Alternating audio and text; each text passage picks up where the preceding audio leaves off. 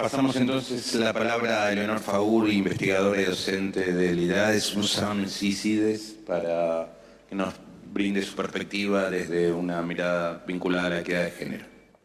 Bueno, buenos días a todas, a todos. Muchas gracias a quienes organizan este evento por la invitación.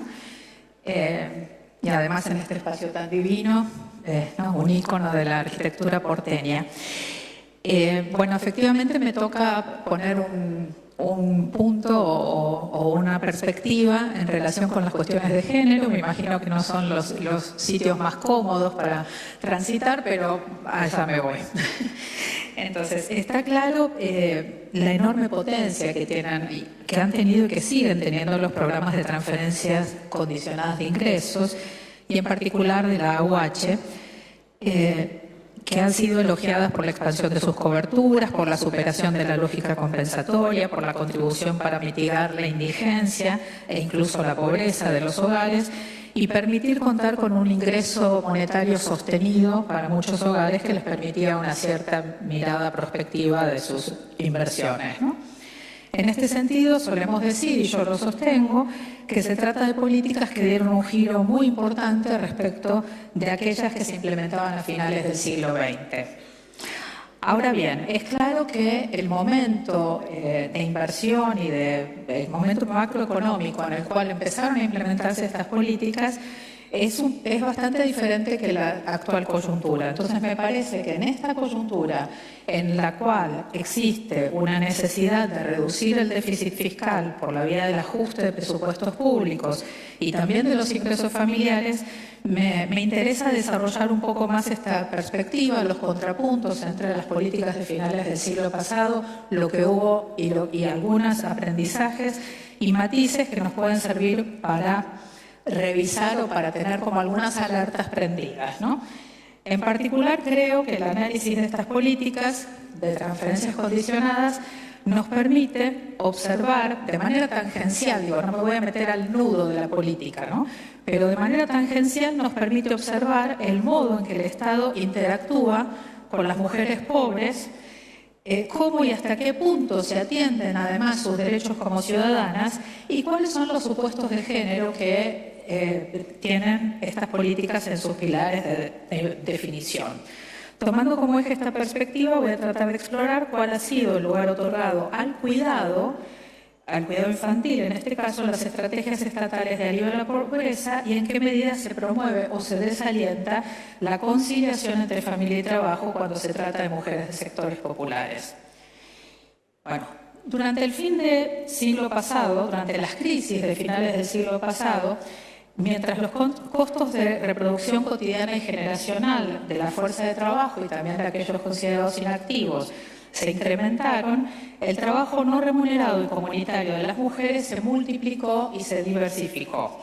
La ecuación, como destacaron en su momento Elizabeth Gelin y María del Carmen Feijó en 1989, suponía que la importancia de la actividad doméstica no remunerada crecía en relación inversa al nivel de ingresos de las familias.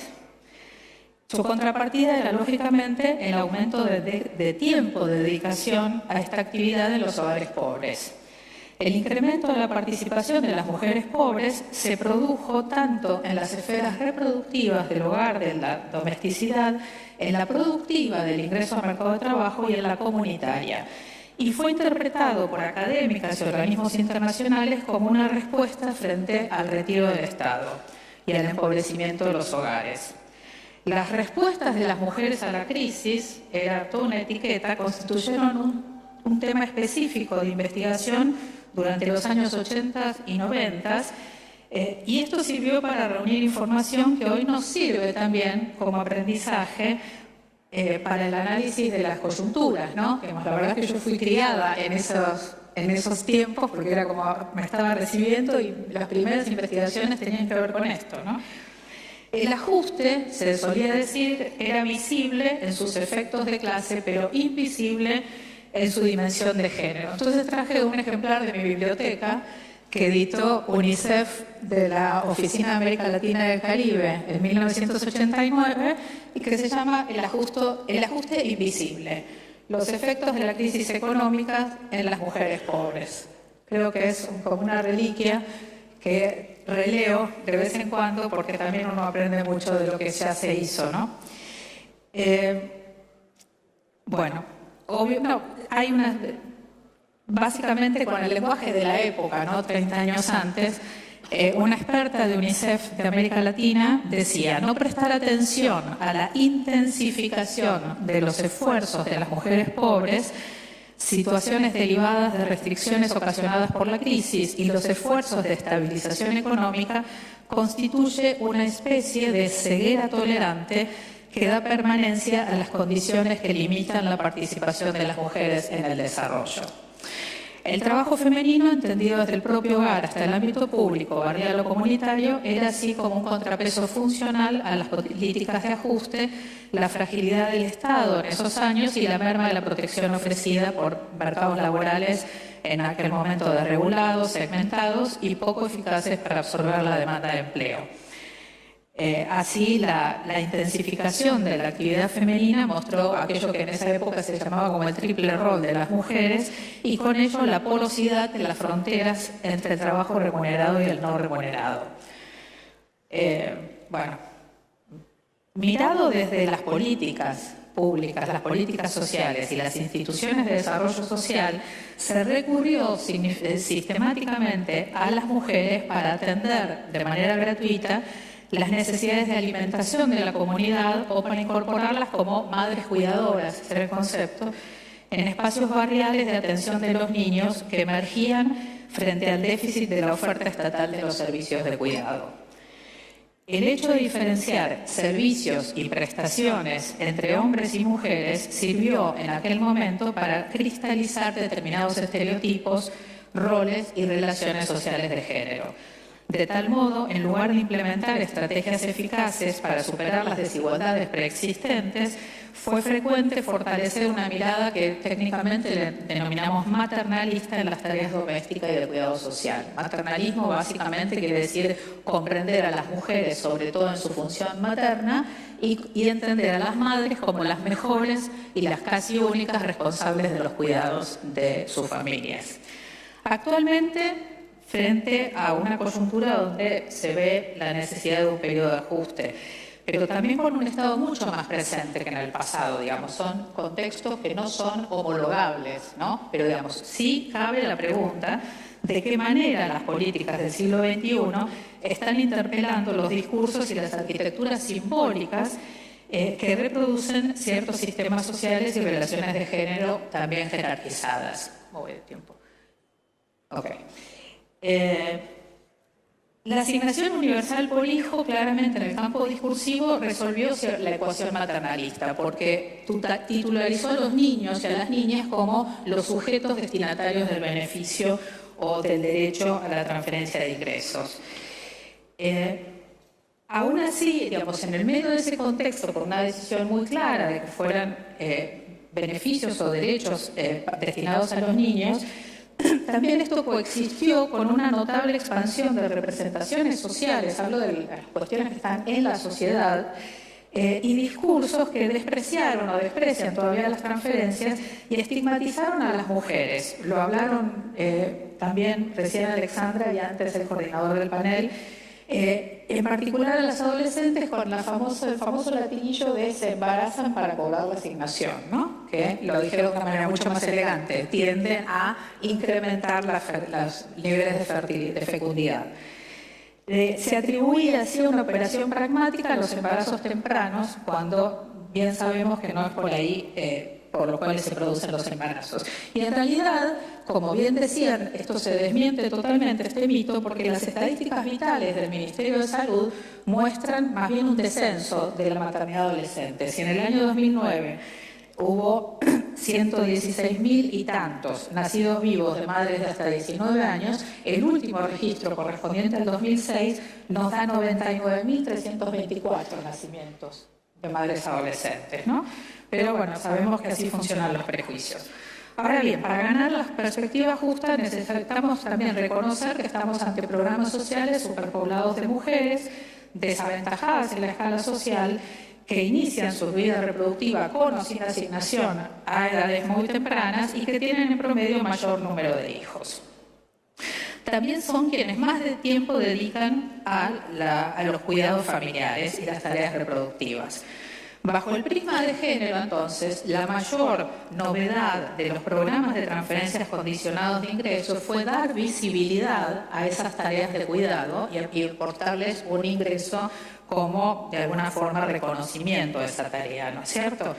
Pero aquí tenemos un elemento paradojal, a mi juicio, porque así como es cierto que centrar las provisiones en las mujeres se reconoce esta mayor dedicación de las mujeres a los trabajos domésticos no remunerados y de cuidado, al mismo tiempo se feminiza la responsabilidad de los cuidados. Y desde ese punto de vista es importante destacar que a veces el reconocimiento, cuando el reconocimiento se asocia a la valorización de ciertas identidades grupales, las mujeres son mejores cuidadoras, por ejemplo, se tiende a promover una cierta reificación de estas identidades, colocando presiones morales sobre los individuos. Acabo de leer una cita de una noruega, de una especialista en políticas sociales noruega, Annelise Ellingsæter. De esta manera, el problema es que la contracara de la maternalización del subsidio, hoy por hoy el 96% de las personas que cobran la asignación son mujeres y todo el dispositivo está diseñado para que sean las mujeres, si lo quiere cobrar otra persona es básicamente un poco laborioso, se expresa en el modo en que las mujeres son o no son percibidas ellas mismas como potenciales o reales trabajadoras por ingresos. Los límites del mercado de trabajo, que para las mujeres pobres son enormes, digamos, son mercados muy precarios, con muy bajos ingresos, se superponen para estas mujeres con un acceso muy escaso a servicios públicos para el cuidado de los hijos. Entonces se produce como una suerte de trade-off donde no tengo dónde llevar a los chicos, dónde dejarlos mientras trabajo, más el ingreso que voy a recibir es súper poquito, me quedo cuidándolos, ¿no? Hay como una operación, diría hasta racional, ¿no? Digamos racional, como pragmática desde el punto de vista económico. Hoy por hoy, quienes se insertan en estos empleos, empleos remunerados, recurren a sus redes familiares o a servicios privados para cubrir estas necesidades. La cuestión central en este caso es de qué manera ciertas políticas sociales procuran cubrir las necesidades materiales más inmediatas de los hogares pobres valiéndose de ciertos estereotipos o de la presunta elasticidad de los tiempos de las mujeres. Y esto a expensas de la expansión de la autonomía económica y social de las mujeres y la democratización de las relaciones sociales de género.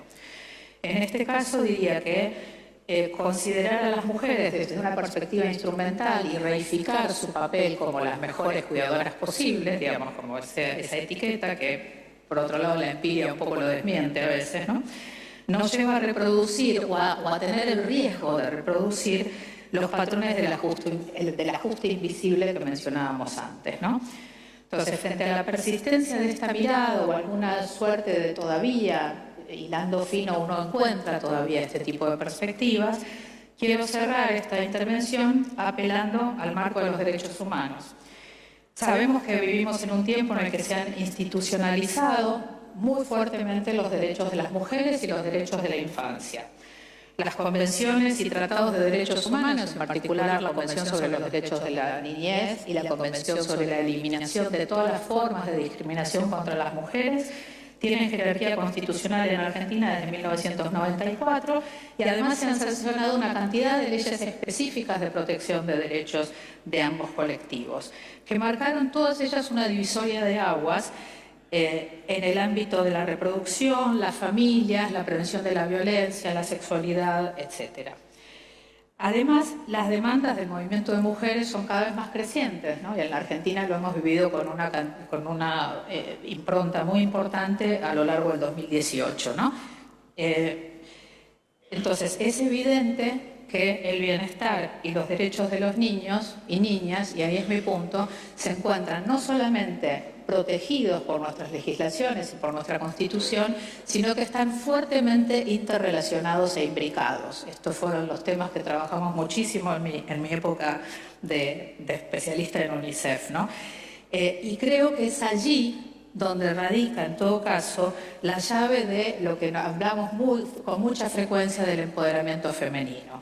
Empoderamiento que debe ser, desde mi punto de vista, tomado como un imperativo para una vida digna y también para una vida igualitaria desde la más tierna infancia. Muchas gracias.